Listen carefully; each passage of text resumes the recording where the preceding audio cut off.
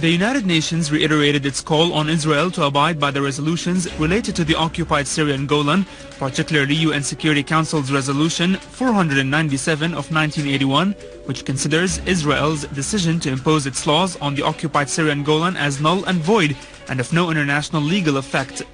The UN General Assembly voted for the resolution entitled the Occupied Syrian Golan with a sweeping majority of 168 votes, with the opposition of Israel only and the abstention of the USA, Canada, and 9 other states. The resolution demanded Israel to cancel its decision of annexing the Golan, considering the Israeli administrative and legislative procedures to change the Syrian Golan identity and legal status as null and void, as well as a flagrant violation of international law and the Geneva Convention on the Protection of Civilians during time of war. Syrian army units have pursued gunmen in Hayalin village in Al-Ghab province in Hama suburbs. The operation resulted in destroying 3 machine gun-equipped vehicles and killing and injuring several terrorists. On the other hand, a terrorist group near Hilfaya in the city's countryside assaulted the power supply towers and networks that provided the city of Hama and the governorate of Aleppo with electricity from Harde station, bringing work there to a standstill. In Idlib, an army unit confronted a terrorist group that tried to attack a power station in Orem el-Joz in the governorate's suburbs, killing and wounding its members. Another army unit eliminated a number of terrorists in Al Rami town in the governorate who used to block roads and spread panic among citizens.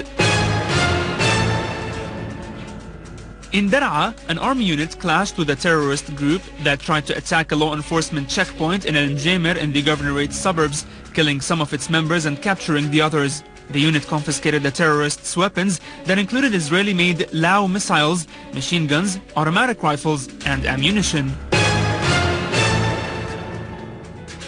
An official source at the Russian General Staff announced that joint units from the North Sea, the Baltic Sea, and the Black Sea fleets will conduct military drills near the Syrian coast by the end of December. The source added that the naval units from the North Sea and the Baltic Sea fleets headed to the Eastern Mediterranean, where a group of warships from the Black Sea fleet are positioned.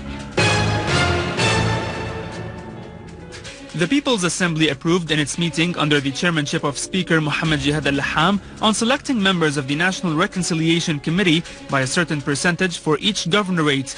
Representatives of each governorate are to choose their candidates in the committee. Assembly Speaker pointed out that elections for choosing committee members should be held away from the party affiliations, but according to qualifications, objectivity, and the ability to tackle the national concerns.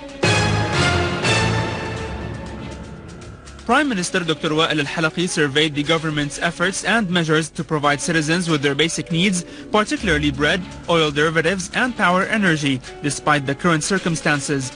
Chairing a cabinet meeting, Dr. al-Halaqi said the present difficulty in providing basic needs for citizens is about to end gradually in the upcoming few days. The Prime Minister talked about the results of the government delegation's visit to Aleppo Governorate. On his part, Minister of Electricity Engineer Imad Khamis reviewed the electricity situation in the country and the ministry's efforts to repair the damages caused due to the attacks of the armed terrorist groups. The Higher Relief Committee discussed the main issues concerning providing shelters for the affected families as a result of the terrorist attacks, especially on Al Yarmouk refugee camp, and providing the basic needs for the displaced citizens. The possibility of issuing a special relief card for all the displaced families was discussed during the meeting, with the aim of unifying the relief work in all governorates. The meeting focused on providing medical assistance also as soon as possible.